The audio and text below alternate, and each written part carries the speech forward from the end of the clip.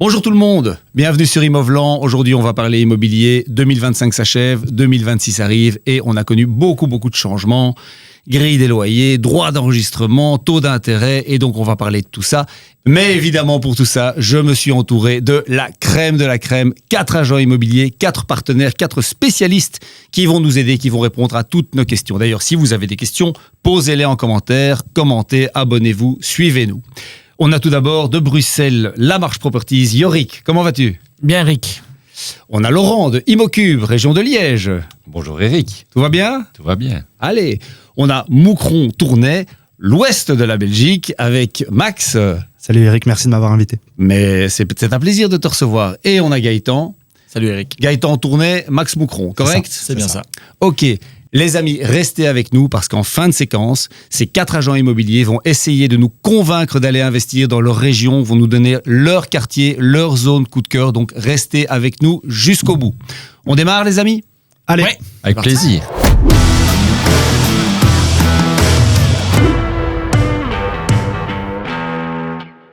Alors j'espère que vous allez tous bien, que vous êtes tous chauds pour nous parler de l'immobilier et surtout, eh bien, je pense que notre communauté a énormément de questions et d'interrogations sur la tête que va tirer le secteur en 2026. Alors, premier tour de table, si en une petite minute, vous pourriez nous faire un petit bilan de ce que vous avez vu en 2025 et la façon dont s'est passé cette année, vous diriez quoi ? Commençons par Tournai Moucron.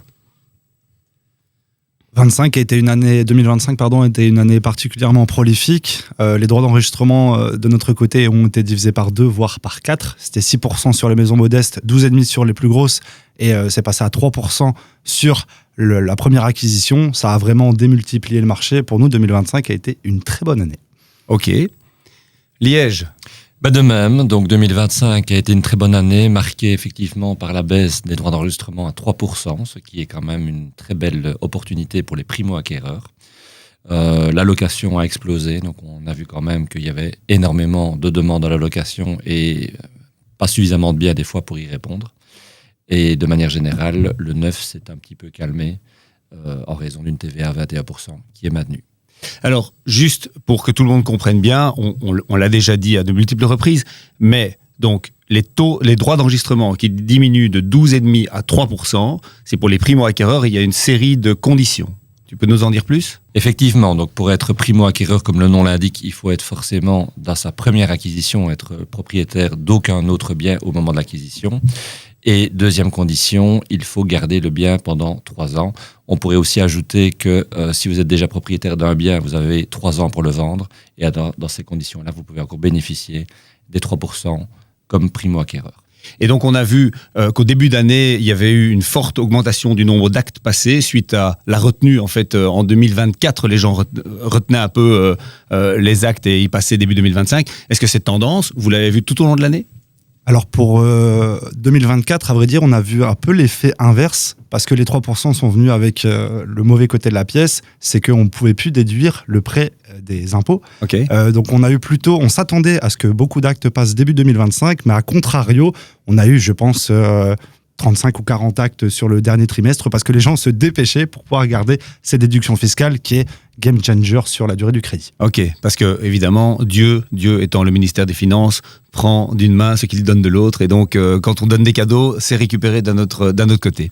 C'est 1 520 € par an par personne de déduction fiscale, et sur un achat à 250 000 €, ça peut vraiment faire une belle déduction. Oui, et puis il y avait évidemment d'autres avantages qui tombaient, de nouveau, ça compensait. Bruxelles. Bruxelles 2024, c'était vraiment les montagnes russes. Donc, il y avait vraiment des périodes très, très hautes où, pour la période entre le mois de mai et septembre, c'était vraiment beaucoup plus calme. Après, le problème qui s'est surtout posé, c'était un peu les nouvelles que le gouvernement, qui n'existe pas réellement à Bruxelles, qui n'existe pas réellement, nous annonçait les fake news. Est-ce que oui ou non on peut mettre une condition suspensive dans un compromis ? Est-ce que oui ou non c'est intéressant de continuer à investir à Bruxelles par rapport à la grille des loyers qu'on va voir un peu plus tard ? Donc c'était vraiment les montagnes russes. La location a explosé, les ventes pour les premiers achats c'était un peu stable, mais les gens prenaient plus de temps pour prendre une décision. Alors justement, au niveau location, on a effectivement plus de candidats qui se sont reportés de l'achat parce qu'ils ne pouvaient plus acheter, ils ne pouvaient plus emprunter. Les taux d'intérêt ont aussi augmenté, ce qui fait que le remboursement était plus lourd, vers la location. On a ressenti ça sur le marché. Est-ce que la grille des loyers, qui est maintenant contraignante, a eu un impact à Bruxelles ? Je vais dire psychologiquement oui dans la tête des investisseurs parce que ça a mis un frein psychologique par rapport au prix des loyers, pas du tout. Je vais même dire que les loyers ont augmenté fortement par rapport à ça. Est-ce qu'il faut savoir que cette grille existe déjà depuis quelques années. Elle est devenue contraignante au mois de mai. Le problème, c'est que quand vous allez sur le site loyer.brussels, vous avez un petit questionnaire pour vous donner la valeur médiane de votre loyer et les 20% éventuels que vous pouvez dépasser. Mais il faut savoir qu'une des questions qui pose le plus de problèmes, c'est est-ce que vous avez un extérieur, oui ou non. Mais si vous avez un extérieur, un balcon de 2 mètres carrés ou un jardin de 150 mètres carrés, ça reste un extérieur. Et pour eux, dans leur calcul, ça reste la même chose. L'autre chose, c'est que si votre loyer dépasse, le locataire a la possibilité, dans les 3 ou 4 mois, en fonction de son bail, d'aller devant un syndicat ou par après devant le juge de paix. Mais il n'y a pas encore de retour, donc on ne sait pas réellement quelle sera la position. Alors moi j'ai lu dans la presse récemment qu'il y avait déjà eu quelques procédures qui avaient été introduites devant la commission paritaire locative et que 80% de ces procédures avaient été jugées en faveur du propriétaire, donc du bailleur. Ouais. Ce qui signifie en gros que en fait l'outil, c'est vertueux je pense d'avoir des loyers qui sont encadrés, mais avec un outil qui fonctionne. Or là, il fonctionnait pas. D'ailleurs, au niveau de la communauté, si vous avez des questions concernant la grille locative, si vous avez des questions, si vous êtes plus loyer, plus location ou plus vente, dites-nous tout ça en commentaire, on vous suivra.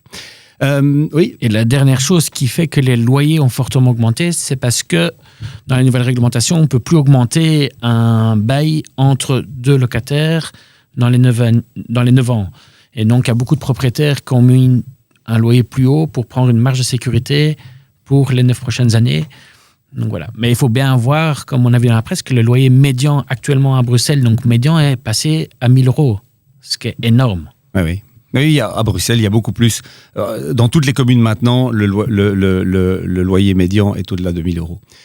Comment ça se passe en Wallonie au niveau location ? Il y a aussi la ruée comme ça sur les locations ?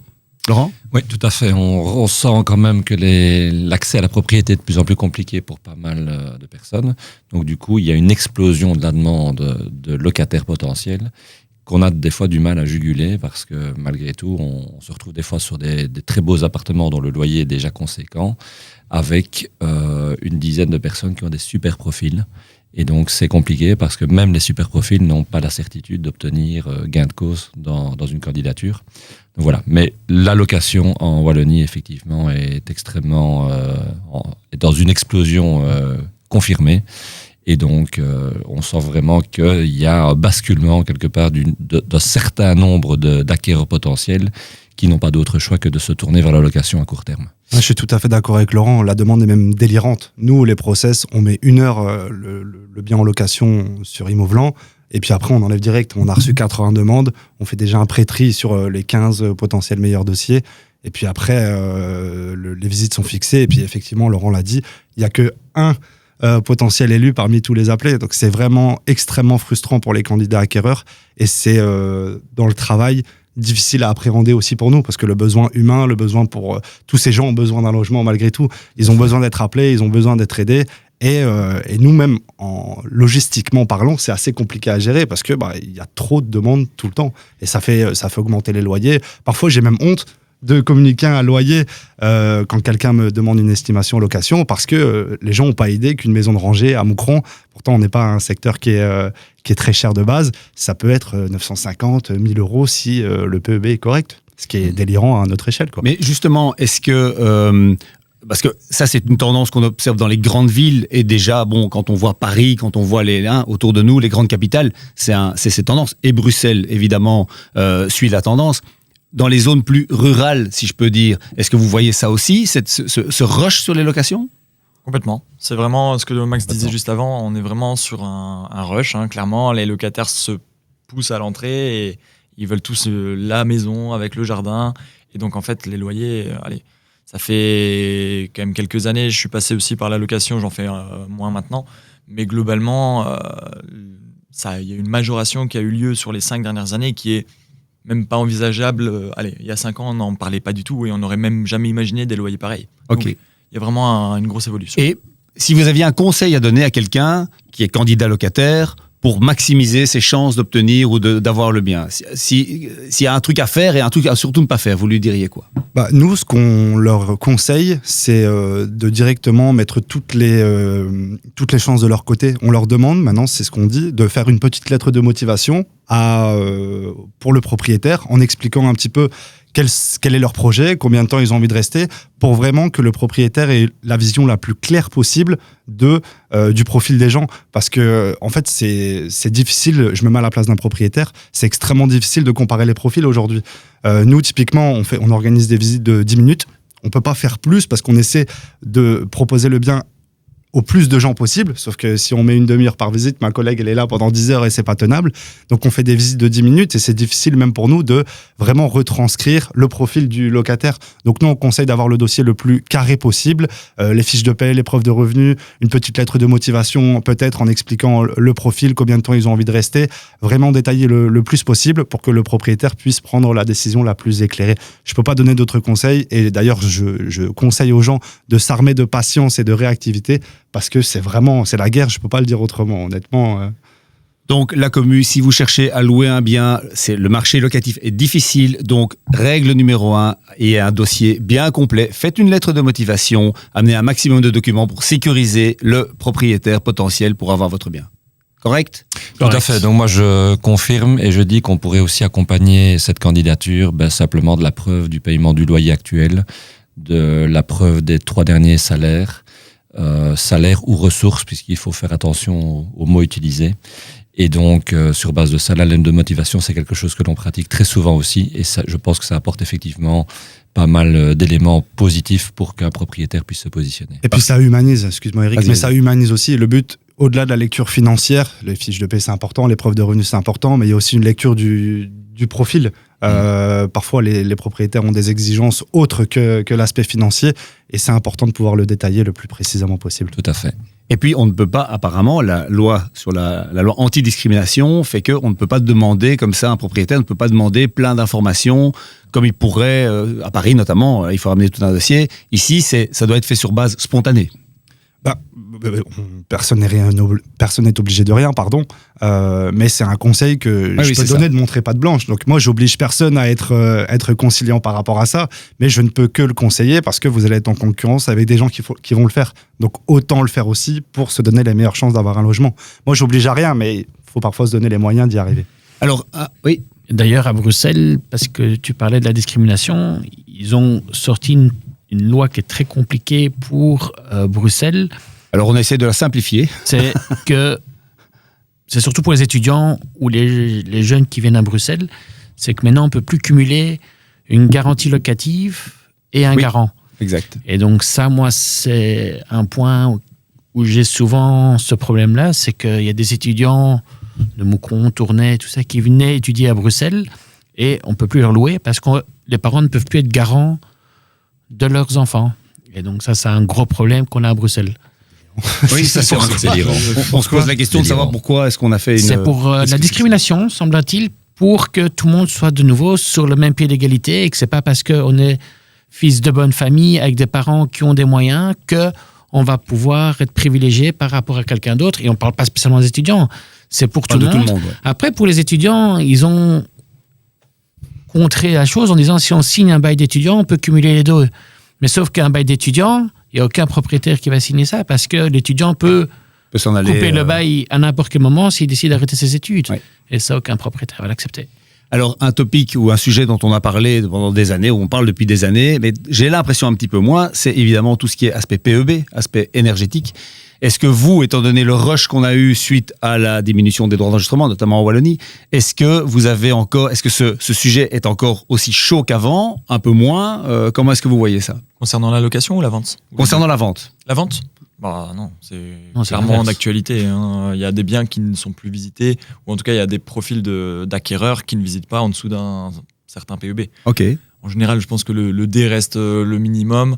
Dès qu'on est en E, on considère qu'il y a beaucoup de travaux, qu'il va y avoir des gros frais à prévoir. Et vu que le marché immobilier a continué à quand même bien évoluer ces dernières années, grosso modo, on fait un peu un trait sur certaines maisons, quoi. Et est-ce que tu pourrais nous dire, à votre avis, il y a une décote en pourcent par rapport à un mauvais PEB de quel ordre? Sur une maison traditionnelle, en tout cas dans la région Tournai-Moucron, je pense qu'on peut parler du même coin. On va parler de parfois 15-20 000 euros par lettre, Ok. quand même. Hein. Donc, considérons que voilà, on est sur une maison qui va être en E. On sait que pour atteindre un C, on va devoir aller grappiller l'équivalent de 40 000 euros par rapport à sa valeur si elle était déjà en C et cohérente par rapport au certificat énergétique. Donc, globalement, ouais, il faut quand même envisager certaines choses. C'est pas une vraie. Allez, c'est pas une Une règle universelle. C'est ça, c'est pas une règle universelle. Une maison qui. Non, et puis il y a des gens qui vont acheter une maison justement avec un mauvais PEB parce qu'ils ont peut-être moins de pour sous pouvoir faire une meilleure et pour opération. pouvoir la rénover. Tout à fait, hein, ils vont effectivement. Ça dépend du profil d'acquéreur en fait. Hein. On va avoir, je dirais qu'il y a une grosse majorité quand même aujourd'hui qui est vraiment attirée par un bien qui serait déjà rénové. Moi, je trouve que le marché finalement qui fonctionne le mieux aujourd'hui, c'est l'ancien rénové avec un bon PEB, hein, parce que le neuf est très cher.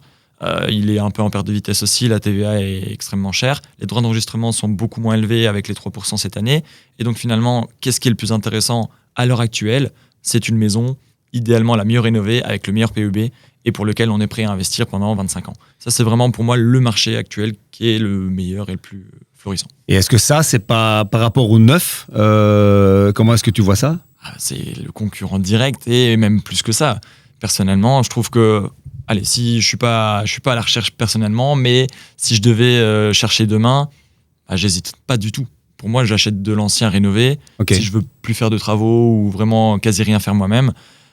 Et par contre, si j'ai l'ambition de faire un peu de rénovation, effectivement, je vais chercher un PEB un peu moins bon qui va me permettre peut-être de pouvoir négocier un peu plus fort forcément les prix. C'est un peu l'idée. Ok les amis, 2025, on a parlé de beaucoup de choses, mais évidemment 2026, c'est demain et on se pose aussi la question, est-ce que c'est le moment d'acheter, d'investir, comment ça va évoluer? Yorick, qu'est-ce que tu peux nous dire à ce sujet? 2026, on dépendra beaucoup si oui ou non on a un gouvernement à Bruxelles. Donc ça, c'est pas gagné. Non, c'est sûr que c'est pas gagné. Maintenant, on peut entendre et lire que Bruxelles, on manque de logements. Donc ça, c'est quelque chose qui est sûr.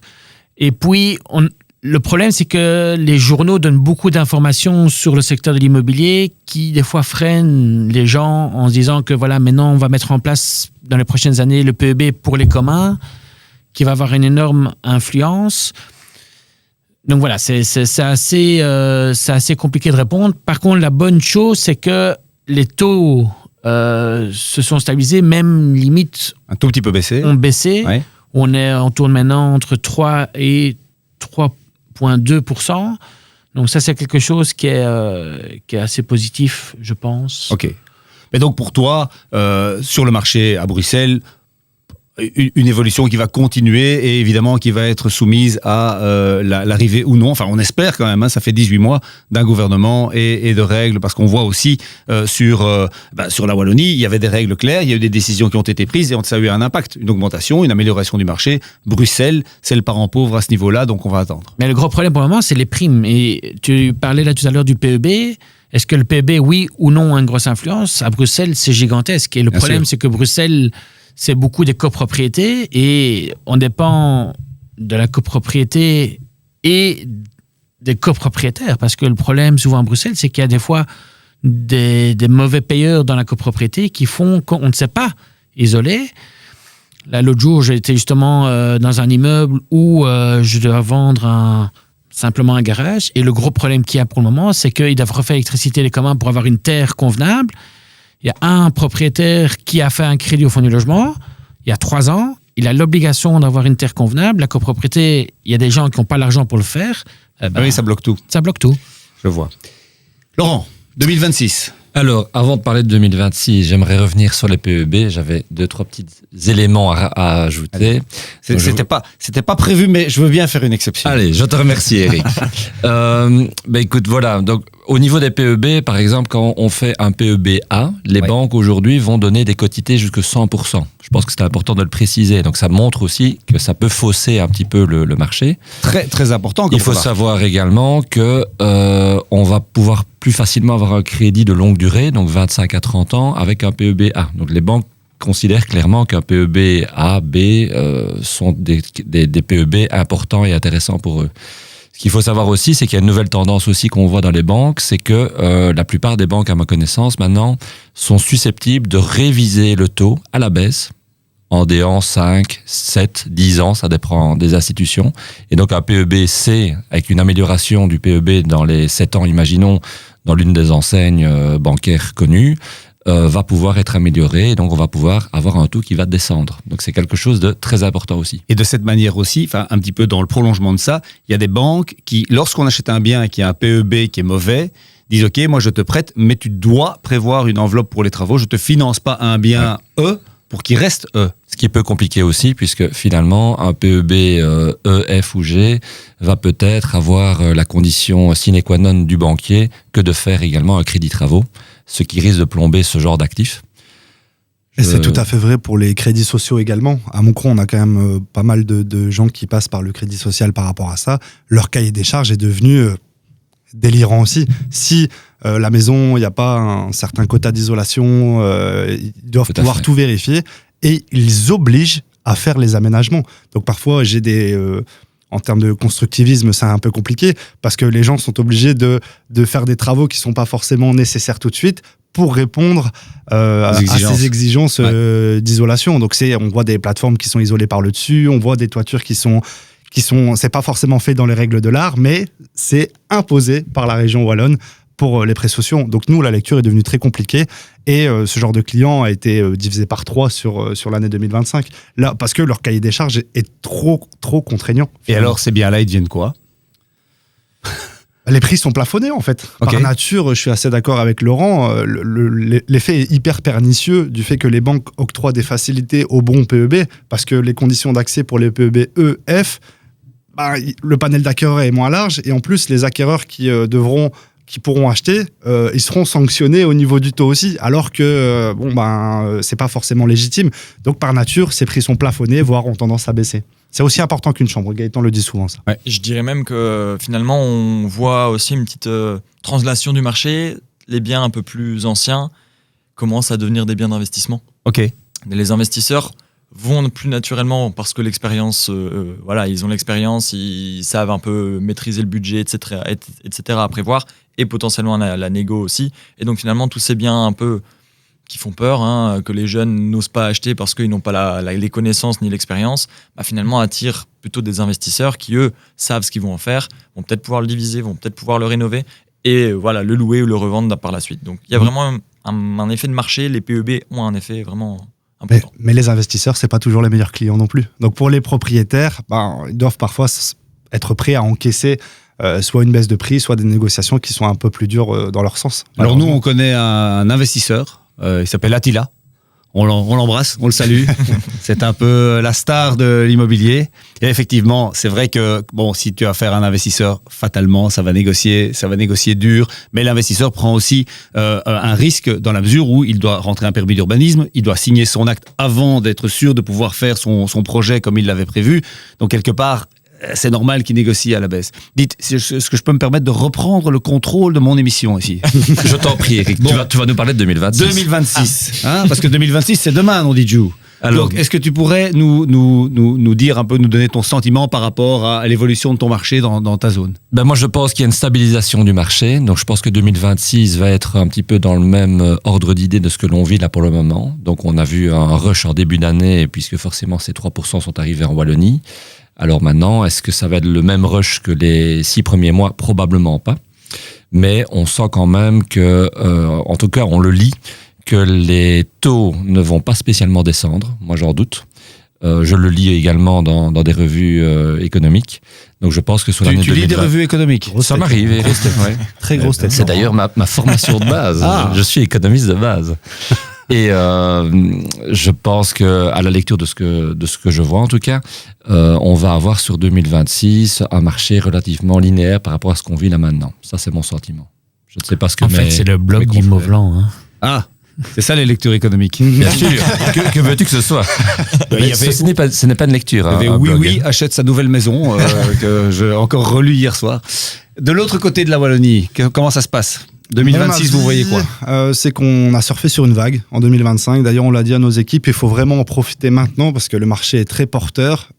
J'ai toujours l'impression qu'on est tributaire des décisions sociétales, donc je ne suis pas forcément hyper optimiste concernant les prochaines années. J'ai vraiment l'impression que c'est maintenant qu'il faut réussir à capitaliser sur le marché et à faire la différence. L'idée, c'est que malgré tout, dans notre région, le prix des villas a pris 34% depuis les 3%, depuis un an.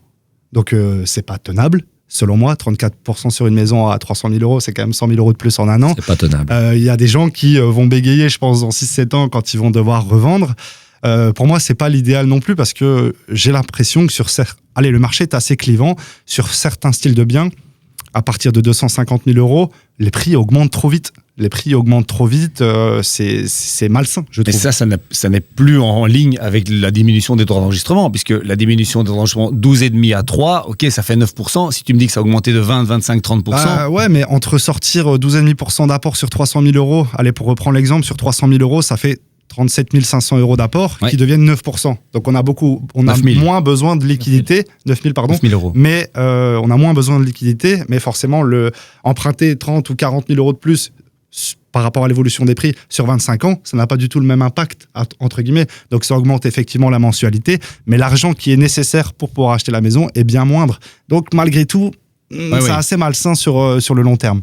Ce qui est assez fou, et je trouve que c'est un peu la particularité qui est difficile à comprendre de cette nouveauté des 3%, c'est que on voit vraiment cette année, beaucoup plus que du coup les autres années, c'est que les biens qui avaient un peu plus de mal dans nos régions, qui étaient dans cette tranche de prix au-dessus des 500 000 euros, on va dire, qui ne touchent pas toute la population, qui sont une poignée de personnes, en fait ces biens-là aujourd'hui se vendent beaucoup, beaucoup plus facilement que l'année passée.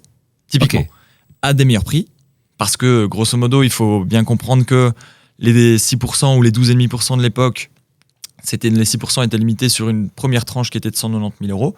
Aujourd'hui, cette tranche-là n'existe plus et les 3% sont sur la totalité du bien. Ce qui fait qu'un bien l'année passée à 500 000 euros qui ne bénéficiait pas des 6%, c'était effectivement 60 70 000 euros d'apport à prévoir. Aujourd'hui, c'est 15. Et donc là, c'est fou parce qu'il y a pas mal de gens, et c'est là que c'est important, c'est qu'il y a pas mal de gens qui étaient peut-être même multipropriétaires, 1-2 petits appartements en plus de leur résidence principale, qui revendent l'ensemble. Ça stimule le marché, ça attire des primo-acquérants plus jeunes qui rachètent ces biens-là, mais ces gens-là rachètent plus cher. Et donc finalement, ce qui est peut-être la contradiction de cette nouvelle réforme, c'est que acheter une maison demain à 1 million d'euros, ça coûte 30 000 euros de taxes au lieu de 125 l'année passée. Oui, si c'est ton seul bien, mais oui, techniquement, c'est la réalité. C'est ça. On arrive doucement au bout de notre discussion, mais on voit aussi, et c'est un gros exemple sur 2025, pas de gouvernement, pas de décision, les primes qui sont à l'arrêt, problème, et l'immobilier qui stagne. Un gouvernement qui prend des décisions en Wallonie, on voit que ça fonctionne. Si vous aviez un conseil à donner ou une demande à formuler au pouvoir public pour stimuler notre industrie, qui est l'industrie de l'immobilier, ce serait quoi? Commençons par Yorick. Est-ce qu'il y a l'urbanisme? Est-ce qu'il y a les AIS? Il y a plein de choses. Le problème, c'est qu'à Bruxelles, on a beaucoup de problèmes à régler. Il y a l'urbanisme, n'en parlons pas. Si, on peut en parler. Si vous rentrez un permis aujourd'hui, vous savez que vous allez rentrer dans votre maison, ou en tout cas, vous pourrez commencer les travaux ce sera en des enfants qui 2028 ou 2029. Et on verra si les barèmes qu'il faut arriver pour le PEB seront toujours les mêmes à ce moment-là. Par rapport à l'heure actuelle, c'est les primes pour l'isolation où là, il y a ce problème-là qu'il n'y en a pas. Par rapport au fonds du logement, qui est l'organisme social à Bruxelles, il n'y a plus d'argent, donc c'est compliqué. Donc voilà. Après, l'autre gros problème qu'il y a à Bruxelles aussi, c'est que tout le monde lit dans les journaux que le prix de l'immobilier à Bruxelles est stable ou limite augmente les 2 dernières années, mais c'est complètement faux. C'est simplement le prix moyen a augmenté, oui, Pourquoi ? Parce qu'on vend de plus en plus de biens C, B, A, qui ont des prix qui sont beaucoup, beaucoup plus élevés. Mais les PEB G, E, F, ben les prix ils chutent. Oui. Mais les gens pensent que, ah oui, mais j'ai vu dans le journal que le prix de mon immobilier est stable, mais c'est pas vrai. La moyenne des ventes a augmenté parce qu'on vend des biens beaucoup plus chers qu'avant. Oui, je vois. Mais c'est complètement faussé. Une demande, un conseil, une recommandation à formuler à nos braves dirigeants ? Alors je dirais que depuis le 13 février, certains ont passé une mauvaise Saint-Valentin puisque la plupart des primes ont disparu le 14, Ok. 14 de cette année. Ah. Donc il faut savoir que ces primes étaient quand même un vecteur très important pour rénover les maisons. Donc aujourd'hui, on en discutait tout à l'heure, pour passer d'une lettre à une autre, il faut souvent 15 à 20 000 euros. Donc je pense que ces primes à la rénovation sont hyper importantes. Deuxième chose, je pense qu'il faudrait certainement soutenir le secteur du neuf, puisque la TVA à 21% versus les droits d'enregistrement à 3% sont clairement de nature à calmer le jeu, je dirais, du neuf. Or, on a besoin de logements, on a besoin de construire, et le neuf reste pour moi aussi une excellente opportunité. D'ailleurs, le fait d'avoir pérennisé la TVA à 6% sur la rénovation-reconstruction, ça c'est une très bonne chose, et donc je pense que de ça on peut s'inspirer probablement pour soutenir notamment le neuf, mais aider à ce qu'on crée davantage de logements. Est-ce que Tournai-Moucron a quelque chose à rajouter ? Alors moi c'est très simple, sortir de l'enfer normatif et assouplir la fiscalité. Au plus on simplifiera les démarches pour acheter, au plus on aidera les investisseurs sensiblement, je dis pas qu'il faut remettre à zéro, mais en descendant l'impôt, la fiscalité par rapport à ça, au plus il y aura d'offres disponibles, au plus les prix vont baisser, au plus les gens auront accès à la location. Pour le neuf, je pense qu'ils ont tellement de contraintes, les promoteurs, sur la construction de nouveaux logements, que c'est devenu trop cher de construire, et c'est pour ça que les prix à l'acquisition sont impossibles pour le commun des mortels, entre guillemets. Donc moi, je simplifierai beaucoup de choses et j'assouplirai la fiscalité, mais de manière générale, pas que sur l'immobilier, parce que je pense qu'en Belgique, aujourd'hui, c'est trop pour tout le monde, et ça limite de facto le pouvoir d'achat de tout le monde. Si toi aussi, tu veux sortir de l'enfer normatif, dis-nous tout ça en commentaire. Et si tu sais ce que ça veut dire, tu m'envoies un message. Le mot de la fin. Moi, je pense ça manque de stabilité. En fait, je pense qu'un acquéreur aujourd'hui, on va parler des jeunes, mais comme des moins jeunes, je pense qu'on est dépendant. Forcément, on voit une nouvelle clause comme les 3% cette année, on fonce dessus, on ne sait pas combien de temps ça va durer, on ne sait pas comment le marché va se comporter, et donc on a des gros points d'interrogation. Pour moi, ce qui manque, c'est une stabilité. C'est pendant combien de temps ça va durer. Oui. Ça, c'est vraiment pour moi l'élément important. C'est on sait en Belgique, on aime bien. Il y a des choses qui fonctionnent bien, les panneaux solaires, les chèques verts, etc. Ça fonctionne bien, on le supprime. Ah. Ouais. Bon. Donc Ouais, les c'est 3%, ça fonctionne très bien. Ça aide, je pense, pas mal de jeunes. Combien de temps ça va durer? Messieurs, merci beaucoup pour vos interventions. Je pense que c'était très intéressant. Si vous avez encore des commentaires, des questions, des réactions, on vous suit et vous nous suivez sur les réseaux sociaux. J'ai un petit challenge pour vous, Monsieur Tournai-Moucron, Monsieur Liège, Monsieur Bruxelles. Vous avez 1 minute pour me vendre le quartier de vos rêves, pour me convaincre d'aller investir dans votre quartier, dans votre zone. Bref, vendez-moi du rêve. Qui s'y colle? Je prends. Allez. Top chrono. Donc pour Tournai, personnellement, moi, je trouve que c'est le quartier du Palais de Justice. On va retrouver vraiment dans un quartier qui est très calme. J'y promène mon chien tous les jours d'ailleurs. Oh. On a que des maisons bourgeoises avec des. On va retrouver un petit air de Bruxelles finalement dans Tournai. Dans un quartier très vert. Si c'est le Palais de Justice de Bruxelles, pas sûr que je prenne. Alors non, ici c'est complètement l'inverse. On est vraiment dans plutôt le haut de la ville, effectivement. Il y a que des belles maisons, c'est des beaux parcs, très verts, c'est facile de parking. Les maisons sont en général plutôt très très sympas. Donc, abordable au niveau prix? Alors ça fait partie des quartiers les plus chers de la ville, forcément, mais globalement plutôt abordable. Ok. 40 secondes. Je pense que... Challenge respecté. Oh, on va voir ce que font les autres. Vous pouvez utiliser plus de temps. Yorick, tu as 1 minute 20 puisqu'il n'a pas utilisé 20 secondes. Mais donc moi, je vais vous parler pendant 1 minute 20 de mon quartier coup de cœur et mon meilleur quartier pour investir. Mon quartier coup de cœur, c'est Etterbeek, comme notre cher responsable connaît très bien. Donc Etterbeek, c'est mon quartier de cœur. Pourquoi? Parce que j'y vis depuis plus de 40 ans. Ça reste un lieu stratégique avec tout ce qui est les institutions européennes. Oui. Ça reste un chouette endroit pour vivre parce que vous êtes près du cinquantenaire, vous n'êtes pas très loin du bois de Lacan, vous êtes près de tout ce qui est autoroute, école et transport en commun. Et surtout, ça reste un quartier stable par rapport à la location et au bien-être. Par contre, pour l'investissement, là, j'irais plus l'autre côté du canal, plus dans le nord, où là, on a encore un rendement locatif qui est très, très, très, très intéressant. Et alors, quand tu dis dans le nord, tu vas Le où? nord, j'irais plus du côté de Gansoren, Kuckelberg et même Nedervrenbeek. Ok. Voilà. Donc, achat, Etterbeek, location, investissement, le nord. Le nord. Ok. Merci, Yorick. Last but not least, Et oui, c'est à moi. l'exception principautaire. Attends, moi- je réinitialise le chronomètre. C'est pas le dernier, j'aimerais bien parler aussi. Ah moi. oui, pardon. Je suis en train de réfléchir depuis Vous en tout à avez l'heure, deux. là. Vas-y. Alors pour ma part, je représente la province de Liège et notamment la SB, donc je suis natif de SB.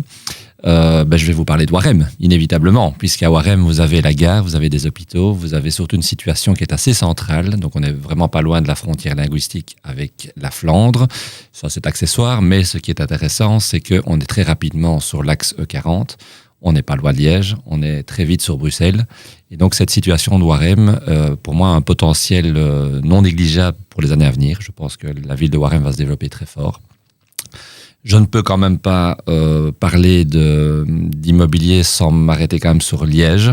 Il faut savoir que Liège sort de quelques années de travaux très très très lourds avec l'avènement du tram qui a été enfin inauguré il y a quelques semaines. Et donc forcément, cette ville de Liège va renaître sous un nouveau jour. Je vous invite tous à aller y faire un petit tour parce que la ville de Liège est métamorphosée. Donc je pense que c'est aussi un endroit où où les investisseurs et les particuliers méritent de s'arrêter. Donc, Warem et Liège. Tout à fait, C'est Eric. bien noté. On termine avec Moucron. Alors à Moucron, il y a un village qui s'appelle Luigne, qui doit faire à peu près 20-25 rues. Et j'adore ce village. Il y a toutes les typologies de maisons. On peut, d'ailleurs, tous les Luignois ne déménagent jamais de Luigne. On peut évoluer dans sa vie immobilière, si je puis dire, juste à Luigne. Il y a des maisons de rangée, il y a des villas, il y a des très belles maisons bourgeoises aussi. Donc la typologie est quand même complète. Il y a une place de village où il y a tous les commerces, un beau café, etc. On est juste à côté des axes. Et pour être dans la confidence, nous, on adorerait avoir nos bureaux là-bas. Mais il y a tellement jamais quelque chose à vendre là-bas que dès qu'on a quelque chose, ça part tout de suite. Donc si jamais vous connaissez quelqu'un qui a un bureau à vendre à Luigne, nous, on est preneurs. Luigne. Luigne, ça s'appelle, ouais. C'est sur Google Maps. C'est sûrement sur Google Maps, ouais. Il y a un décalage horaire. Il y a pas de décalage horaire. Il faut demander un visa. Ah, tu peux demander un visa. Ouais. Bon, eh bien, on essaiera de te trouver quelque chose, évidemment, serait super. sur Imovlan, sur Luigne. Bien sûr. Si vous avez des choses à vendre ou à louer sur Luigne, vous savez à qui en parler, on sera là. Merci à tous les amis, c'est le moment de nous quitter. Merci Yorick, merci Un grand Laurent, merci Max, Merci à vous. merci Gaëtan. Merci à vous de nous suivre, abonnez-vous, suivez-nous, posez-nous vos questions, réagissez sur les réseaux, on sera là pour y répondre. À bientôt, ciao.